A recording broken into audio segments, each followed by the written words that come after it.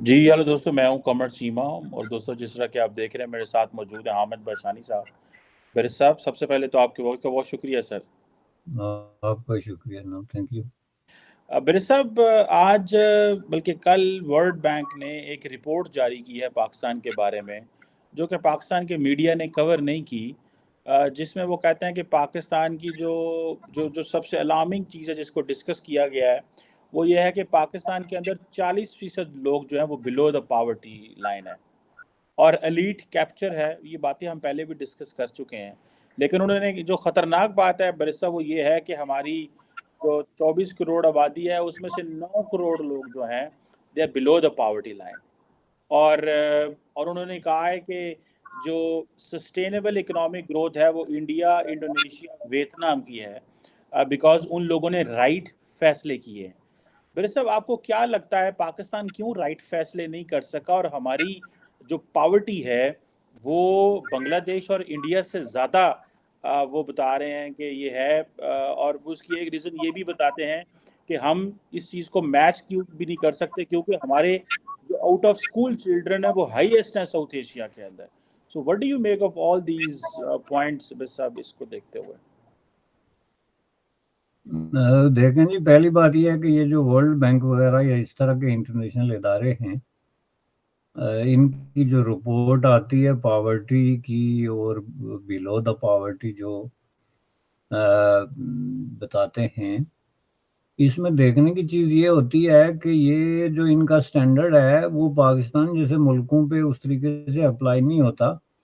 तो अगर ये कहते हैं कि 40%, तो आप उसको बिल्कुल जो है वो मुहतात तरीके से 60% समझ लें। चूंकि उसमें जो है ना, जो वो स्टैट जिस तरीके से देखते हैं, उसमें वो देखते हैं कि एक बंदे के पास जो है वो शेल्टर है। अब पाकिस्तान में आधी आबादी किसी के शेल्टर में रह रही है। अब इस बात का इनको तो नहीं पता। तो शेल्टर से मुराद ये होती है कि मसलन आपके जो यंगस्टर्स हैं वो वेस्टर्न दुनिया में जब आप पावर्टी या होमलेस या शेल्टरलेस लोगों की बात करते हैं, तो आप 18 ईयर ऑफ एज के बंदे के बारे में पता करते हैं कि इसके पास रहने के लिए घर है कि नहीं। अगर नहीं है तो इज होमलेस नो मैटर जो भी है। ये डेफिनेशन है यहाँ पे कनाडा में, स्वीडन में, अमेरिका में। तो पाकिस्तान में जो है उसका जवाब ये है कि यस, मेरे पास रहने के लिए जगह है। कहाँ रहते हो? वो 23 आदमियों के साथ एक झोंपड़ पार्टी में रहता हूँ। तो वो फिर रहने की जगह तो ना हुई ना। अब ये आदमी जो 18 साल का टोरंटो में कहेगा कि मैं रहने के लिए जगह नहीं, वो भी कहीं ना कहीं रह तो रहा होगा ना, आसमान पे नहीं रहता। लेकिन वो कहाँ रह रहा होता है? यही इसी तरह की चीज कि किसी ऐसी सिचुएशन में जिसको रहना नहीं कहा जाता, जिसको कंप्रोमाइजिंग सिचुएशन कहते हैं, कि वो मुमकिन है कोई 15-20 दोस्तों के साथ मिलकर किसी दिन में वो तारीख किस्म के वो जो कमरे होते हैं, अबेंडन किस्म के हाउसेज होते हैं, कोई इस तरह की चीज, तो उसको वो राज नहीं मानते। तो ये आप देखें पाकिस्तान के जितने सीरियस न्यूज़पेपर्स हैं, राइटिंग्स हैं, रिसर्च मैगजीन्स हैं, ये रिपीटेडली ये रिपोर्ट्स देते रहे हैं कि पाकिस्तान में, जिस पे कंसेंसस ऑफ ओपिनियन है, ये तो आज वर्ल्ड बैंक ने दे दिया, लेकिन इससे पहले मौजूद है कि 40%, 39 to 40% पे कंसेंसस है कि ये पॉपुलेशन जो है अंडर दी पॉवर्टी लाइन जो है वो रहती है। जो कि बहुत बड़ी अलार्मिंग चीज है। और आप कहते हैं कि बांग्लादेश और पाकिस्तान इंडिया से इसलिए नहीं कि जी हमारे इतने बच्चे स्कूलों में नहीं जाते। इज नॉट अबाउट बच्चे। आप ये देखें कि बांग्लादेश के एक आदमी की जो है वो पर कैपिटा इनकम क्या है, जो टोटल पॉपुलेशन है उस हिसाब से इंडिया की क्या है, टोटल पॉपुलेशन देख के, तो उस हिसाब से अगर आप पाकिस्तान की भी देखेंगे तो वो बहुत क्लियर है। पाकिस्तान में कितना आज भी जो है वो $1300-1400 आप अगर लेके आ जाएं खींच खूंच के, तो ये बहुत बड़ी बात है कि ये इतनी बड़ी इनकम है जी किसी की। तो ये इस हिसाब से अगर देखा जाए तो पाकिस्तान में बहुत ज़्यादा पॉवर्टी है। और इसमें ये जो मैंने क्राइटेरिया आपको बताया कि ये रिकग्नाइज ही नहीं करते कि एक गरीब घराना जिसके बच्चे जवान हो गए, उन्होंने शादियां कर ली, आगे उनके बच्चे हो गए, लेकिन उनके लिए रहने के लिए, जाने के लिए कोई जगह नहीं है। تو وہ کئی دفعہ ایک کمرے یا 2 کمرے کے مکانوں میں ایک ایسی سچویشن میں رہتے ہیں جس میں بجلی پانی جو آپ کا سسٹم ہے، سینیٹری سسٹم، ہائیجین کے جو اصول ہیں ان سے وہ کمپرومائز کر کے رہتے ہیں. تو اس کو آپ یہ نہیں کہہ سکتے کہ یہ جو ہے وہ ہوم لیس نہیں ہیں یا یہ پاورٹی کی بدترین اس کا شکار نہیں ہے. تو یہ چیز اگر ہم سامنے رکھ کے دیکھیں تو یہ بہت بڑی پاپولیشن ہے پاکستان میں جو کہ پاورٹی کی زندگی گزار رہی ہے.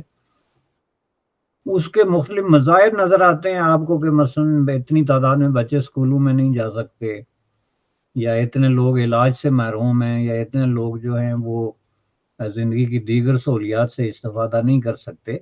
لیکن اگر آپ اس کو جسٹ ایک اس میں رکھ کے دیکھیں تو یہ جو ہے پاکستان کا بہت بڑا المیہ ہے. اور یہ بات نہیں ہے کہ اس کی وجہ ہمیں معلوم نہیں ہے، بلکہ یوں کہنا چاہیے کہ یہ بھی نہیں کہ جی حکمران طبقات کو معلوم نہیں ہے، پالیسی میکرز کو، جو لوگ جو ہے ان چیزوں سے ڈیل کرتے ہیں ان کو سب پتہ ہے، لیکن وہ کچھ کرنا نہیں چاہتے. اس کی وجہ میں آپ کو بتاتا ہوں کہ کیا ہے کہ کیوں نہیں کرنا. آپ مجھے دیکھیں، آپ کا جو فارن منسٹر ہے، فارمر منسٹر ہے جو آپ کا خزانے کا، وہ کیسر بنگالی ہو یا کوئی ماہر ہو جیسے فلاں مفتاح اسماعیل صاحب ہیں، جو بھی جس کو معیشیت پہ کسی تھوڑی بہت نالج ہے، اور جو ایک ڈیسیجن میکر ٹاپ پوسٹ پہ رہا بھی ہے پاکستان میں، تو وہ آج آپ کو بیٹھ کے تو جب یہ بتاتا ہے سامنے کہ جی یہاں تو حالات بہت ہی خطرناک ہیں اور اس کی مرض یہ ہے اور اس کی جڑیں یہ ہیں اور اس کا علاج یہ ہے، تو سوال یہ پیدا ہوتا ہے کہ وہ جب اقتدار میں تھا تو ان کو اس چیز کا پتہ نہیں تھا. ان کو اقتدار میں آنے کی وجہ یہی تھی. یہ لوگ جو ہیں جو ٹیکنوکریٹس بنیادوں پہ یا ہائی ایکسپرٹیز کی بیس پہ سیٹ ملتی ہے ان کو یا عہدہ ملتا ہے، تو وہ اسی بنیاد پہ ملتا ہے کہ وہ اپنی نالج ڈسپلے کرتے ہیں ڈیفرنٹ فورمز پہ. تو حکمران طبقات سمجھتے ہیں کہ یار یہ ان کے پاس کچھ یہ ہے تو یہ کچھ کر سکتے ہیں، لیکن یہ کریں گے کیوں نہیں، کرتے کیوں نہیں؟ یہ ایک سب سے بڑا سوال ہے. اور یہی میرے خیال میں ورلڈ بینک کا بھی کوشچن ہے مین at the end of the day کہ یہ کرتے کیوں نہیں. کرتے اس لیے نہیں، جس پہ میں بار بار آپ کے ساتھ بھی کئی جگہوں پہ ڈسکس کر چکا ہوں کہ یہ مسئلہ سمپلی جو ہے یہ ڈسٹریبیوشن آف ویلتھ کا مسئلہ ہے. اب پاکستان کے پاس جو بھی دولت ہے، اب ہم یہ کوئی نہیں کہہ سکتا کہ دولت ہی نہیں ہے جی تو اس لیے غربت ہے. تو اس لیے غربت ہوگی تو پھر تو صرف 40% کے لیے نہیں ہونی چاہیے نا، پھر تو 100% کے لیے ہونی چاہیے. تو صرف 40% کے لیے اگر غربت ہے تو اس کا مطلب ہے دولت تو موجود ہے لیکن اس دولت کی ڈسٹریبیوشن کا مسئلہ ہے. اور اس کے لیے انسان جو ہے وہ صدیوں سے یہ طریقے اختیار کرتا آیا ہے، اور دنیا میں کوئی ملک، کوئی تہذیب، کوئی تمدن جو ہے اس سے ایگزمپٹڈ نہیں ہے کہ آپ ایک وقت میں آپ کا ایک سوال اٹھتا ہے اور آپ اس کا جواب ڈھونڈتے ہیں کہ مثلا کسی ملک میں جی ہوم لیسنس لوگوں کی بہت بڑی تعداد بڑھ گئی. اب یہ بحث نہیں کہ وہ ملک کیپٹلسٹ لبرل ڈیموکریسی پہ بلیو کرتا ہے یا سوشلسٹ سوشل ڈیموکریسی پہ بلیو کرتا ہے، لیکن جب ایک الارمنگ آتا ہے کہ اس کے اندر ہوم لیس قسم کے پیپل جو ہیں وہ ان کو ادھر ادھر گھومتے ہوئے نظر آتے ہیں، تو پھر ان کو بیٹھ کے بات کرنی پڑتی ہے کہ بھائی یہ لوگ ہمارے ہیں and we can not just walk away from them, we have to do something. تو اس میں کوئی کنزرویٹو ہے یا سوشلسٹ ہے، اس کو یہ پتا ہوتا ہے کہ ہاں جی اس کا علاج ہے، اور وہ علاج کیا ہے کہ جس کے پاس زیادہ دولت ہے اس سے کچھ تھوڑی سی لے کے، تو ان کے نہیں ہے تو ان کو اکوموڈیٹ کرو. اور تو کوئی طریقہ نہیں نا، اللہ تعالیٰ تو بوری نہیں پھینکے گا. تو اس کو انہوں نے مختلف نام دیے ہوئے ہیں، کہیں پہ وہ ٹیکس کا انکریز ہوتا ہے، کہیں پہ ٹوٹل ریولوشن ہے، جس طرح کہ کہیں سوشلسٹ ملکوں نے کیا کہ دولت کو اس طریقے سے لے کے تقسیم کیا. لیکن at the end of the day طریقہ یہی ہے، ری ڈسٹریبیوشن آف ویلتھ، جس کی وجہ سے دنیا میں ان مسائل پہ قابو رہتا ہے یا ان مسائل کا کمپلیٹ حل نکل جاتا ہے. لیکن پاکستان میں اس طرف کوئی نہیں جاتا. یہ بات پہلے ورلڈ بینک نے بھی کہی اور یہ بات IMF نے بھی کہی تھی کہ ہم پاکستان کو ریکمینڈ کرتے ہیں کہ اس کے اندر جو ڈسپیرٹی ہے اور جو طبقاتی تقسیم ہے وہ دن بہ دن بہت گہری ہوتی جا رہی ہے، اور اس کا حل یہ ہے کہ آپ کے جو فارچونیٹ کلاسز ہیں، جو بہت زیادہ امیر طبقات ہیں، پریویلیج کلاسز ہیں، آپ ان پہ ٹیکس لگائیں اور دولت اکٹھی کر کے تو آپ اپنی جو پاورٹی میں پھنسے ہوئے لوگ ہیں جو دن بہ دن دھنستے چلے جائیں اوپر اٹھائیں۔ جب آپ کو ورلڈ بینک جیسا ادارہ اور IMF جیسا ادارہ یہ بات کہنا شروع ہو جائے تو یہ بہت بڑی شرمندگی کی بات ہے۔ کیوں کہ IMF بنیادی طور پہ اس کی ریپوٹیشن یہی ہے کہ وہ دنیا بھر میں مراعات یافتہ طبقات کے مفادات کو پروٹیکٹ کرتا ہے۔ گلوبل سطح پہ جو بڑے ملکوں کے مفادات ہیں، اس میں خواہ وہ یونائٹڈ اسٹیٹ آف امریکہ ہو، یورپ ہو، یا دوسرے اس طرح کے انفلوئنشل ملک ہیں، ان کی کرنسیز کو، ان کے انفلوئنس کو اور ان کے طاقت کو گلوبل سطح پہ اور ملکی سطح پہ جا کے تو وہاں کی جو پریویلیج کلاسز ہوتی ہیں ان کے مفادات کو پروٹیکٹ کرتا ہے، جس میں کوئی کلام نہیں۔ تو ایک ادارہ جس کی پہچان ہی یہی ہے، اس کا ڈائریکٹر اگر آپ کے ملک میں پریس کانفرنس کر کے بیٹھ کے تو اس میں یہ کہے کہ ہم ان کو کہتے ہیں کہ اپنے مراعات یافتہ طبقات پہ ٹیکس لگا کے غریبوں پہ خرچ کرو، تو یہ غریبوں سے ٹیکس مانگ رہا ہے۔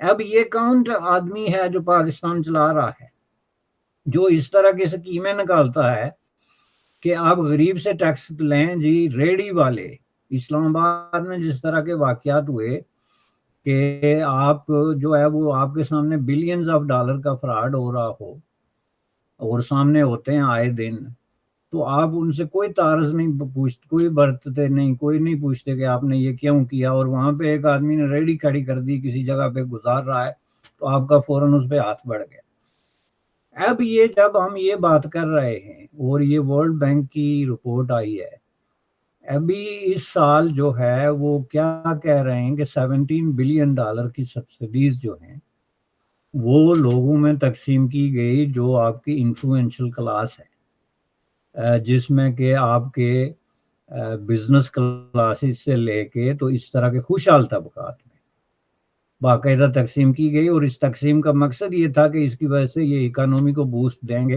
اور ملک اوپر آئے گا۔ اور یہ کوئی پہلی دفعہ اس طرح نہیں ہوا جیسا کہ میں نے کہا تھا، بلکہ یہ ہر سال یہ ہوتا ہے، صرف یہ خبر اب جو ہے وہ تیزی سے باہر آ جاتی ہیں یا لوگوں تک پہنچ جاتی ہیں۔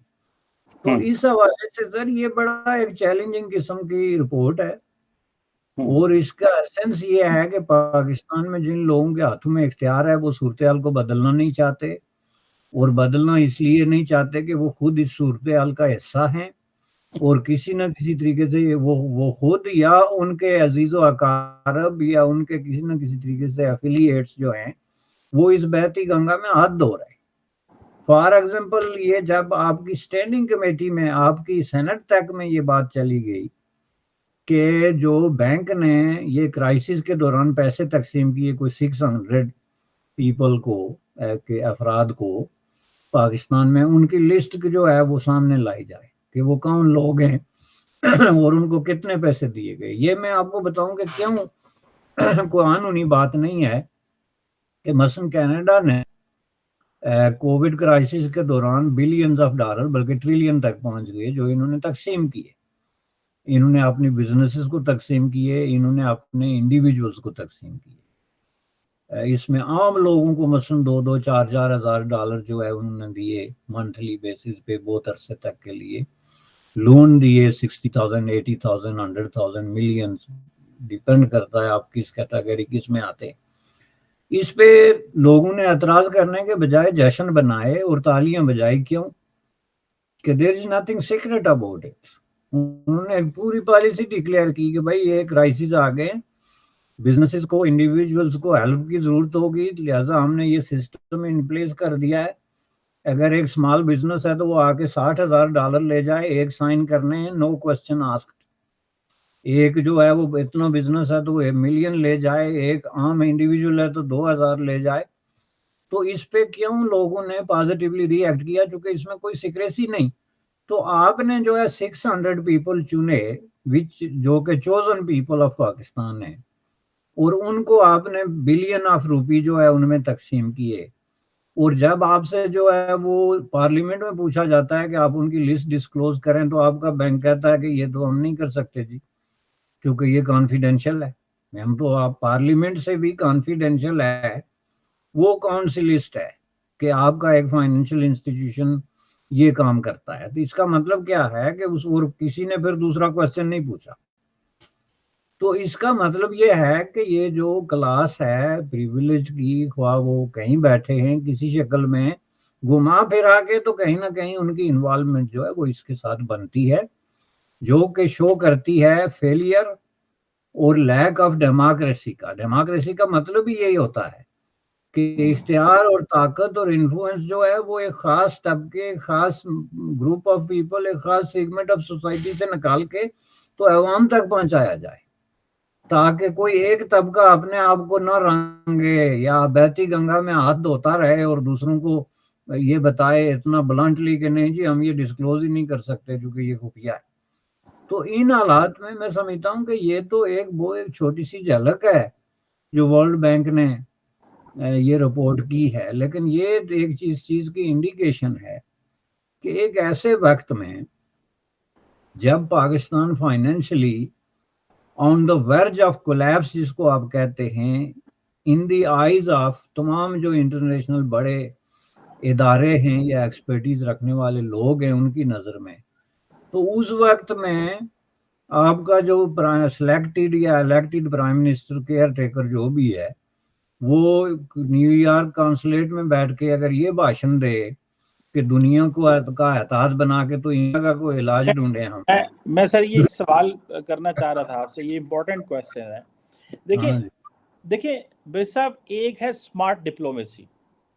فار ایگزامپل دنیا کو پتا ہے جی کہ پاکستان کے وزیر اعظم نے جو بات یو این میں کرنی ہے وہ اینٹی انڈیا کرنی ہے، کوئی وہ تو نہیں پریڈکٹیبل ہے یا انپریڈکٹیبل. اگر پاکستان یہ کہے کہ جی کوئی بات نہ کرے تو یہ انپریڈکٹیبل ہوگا، انہونی ہوگی. اب وزیر اعظم کہہ رہا ہے کہ جو ہے وہ آپ جو ہے نا ایک ورلڈ الائنس بنائیں.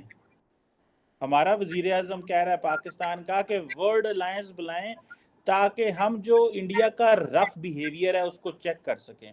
دوسری طرف ویسا میں دیکھ رہا تھا کہ آسٹریلیا کی جو فارن منسٹر ہے پینی وانگ، وہ کہہ رہی ہیں انڈیا کو پرماننٹ ممبر بنایا یونائٹڈ نیشن سیکیورٹی کونسل میں. یہ ویسٹرن ورلڈ کی جو انڈرسٹینڈنگ ہے انڈیا کی وہ کس طرف جا رہی ہے؟ پاکستان کو تھوڑی سی ایسی امید نظر آئی کہ جی وہ کینیڈا، یہ انڈیا کے معاملات خراب ہیں تو شاید ہم یہ کچھ کر سکتے ہیں. آپ کو کیا لگتا ہے یہ جو چیز ہے، ایک طرف آسٹریلیا کہتا ہے کہ ان کو پرماننٹ ممبر بنائیں اور ہم 75 سال سے وہ ایک ہی بات کر رہے ہیں، زیادہ اچھا یہ نہ ہوتا کہ ہم اپنی سٹرینگز پہ کھیلتے بجائے اس کے، اور اپنی سٹرینگز میں اکانومی آ جاتی ہے، پولیٹیکل سٹیبلٹی، بہت کچھ اور آ جاتا ہے. یہ دو ڈسپیرٹی آپ کو کیا لگتا ہے اس طرح کے حالات میں ویسٹرن ورلڈ یا دنیا پاکستان کی بات سنیں کہ جب انڈیا نے ابھی افریقہ کو گلوبل ساؤتھ کو ہونے کی وجہ سے G20 میں ممبر بنایا ہے اور فرسٹ ورلڈ کہہ رہی ہے کہ ان کو UNSC میں ہونا چاہیے، تو آپ کو نہیں لگتا ہے ہماری ڈپلومیسی جو ہے وہ آؤٹ ڈیٹڈ قسم کی ڈپلومیسی ہے؟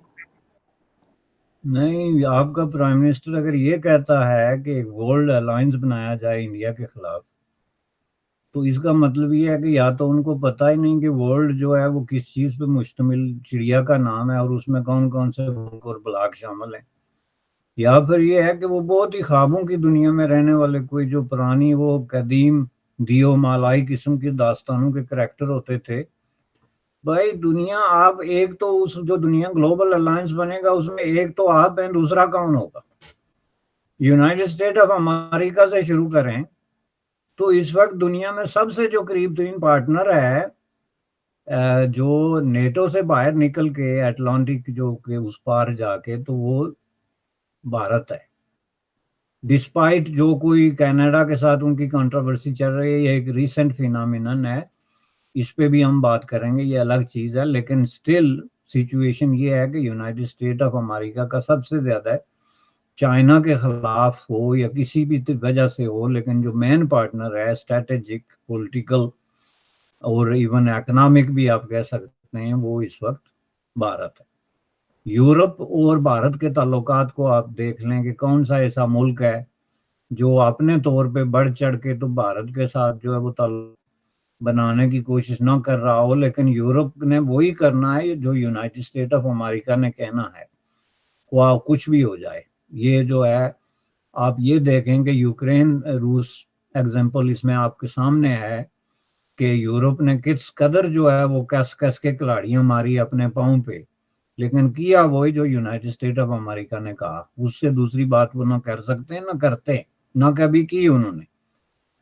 اس کے بعد آپ آگے چلے جائیں، ایشیا میں جا کے دیکھیں تو آسٹریلیا سے لے کے جاپان سے لے کے جو پارٹنرشپ چل رہی ہے اسٹریٹجک اور پولیٹیکل ایون ملٹری، وہ چل رہی ہے بھارت کے ساتھ۔